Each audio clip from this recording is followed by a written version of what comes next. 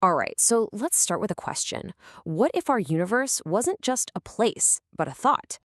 Today, we are diving deep into a seriously mind-bending story about a character named Ash Denler, whose journey is nothing less than an attempt to map the very structure of reality itself.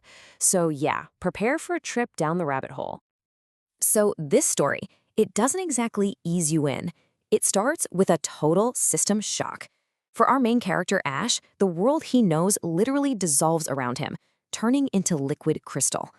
This single woman is the spark for everything that follows, completely shattering his and our idea of what's real. This whole thing kicks off in a city called Nivarea.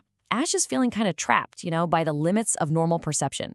So he takes this substance called Phoros. They call it a thought opener. And the effect?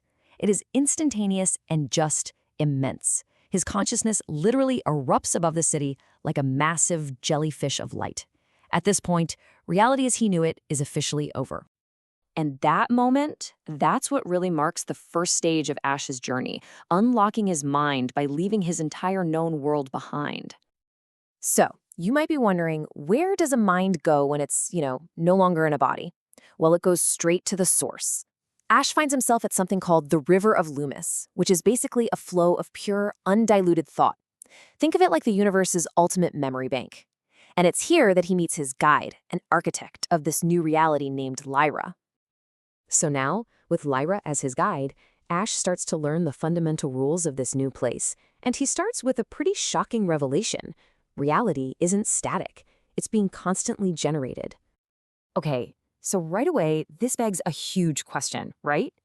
If our entire universe is constantly being rendered by some kind of dream machine, then what's powering it? What's the fuel for all of existence?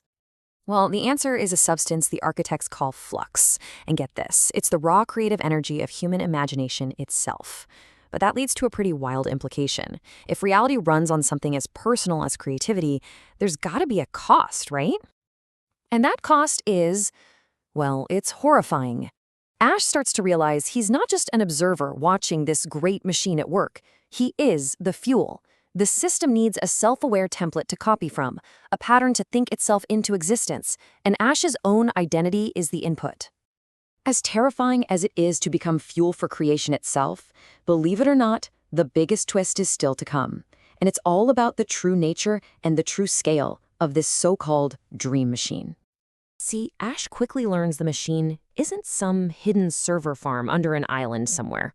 It's not even an object within the universe. The truth is infinitely grander. The dream machine, it is the universe, the whole thing. This is the massive revelation at the very heart of the story, and it reframes everything we thought we knew about existence. So, how does that even work? Well, try to picture it like this. Every single star in the sky is like a firing neuron in a colossal brain. The universe isn't just a container for reality. The universe is a thinking network. Our existence is just the byproduct of the cosmos thinking.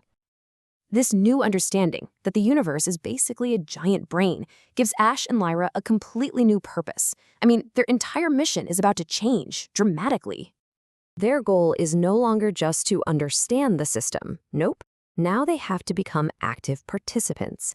Their new mission is to perpetuate its cosmic rhythm, to help make sure it all stays stable. And to do that, they have to make the ultimate sacrifice. They have to literally dissolve their individual forms, their egos, their very identities, to become what's called foundational material. They become the raw potential, the seed of echoes that all future creation will spring from. And this sacrifice reveals that consciousness isn't just a straight line, it's a cycle. A new reality begins, it learns and gains wisdom, it dissolves to become the seed for the next one, and then it's reborn. And with every single loop, the system itself learns and evolves. So now we're really getting to the philosophical heart of the story. Ash and Lyra's journey isn't about their own survival anymore. It's about the continuity of the entire system. In this final act, they achieve this perfect state of balance. The silence that watches, which is like pure awareness, and the movement that flows, creation itself. They become one. These two opposites merge together, and that introduces a new kind of grace and harmony into the whole rhythm of existence. This brings us to the final and maybe the most powerful takeaway from all this. This entire journey isn't just a story, it's a complete reframing of existence as one profound, ongoing question. So here's the thought I want to leave you with. If the entire cosmos is a living mind and it's perpetually asking itself, what am I? Then what does that make your consciousness? What if your journey, your thoughts, your entire life are just one small part of the universe's answer?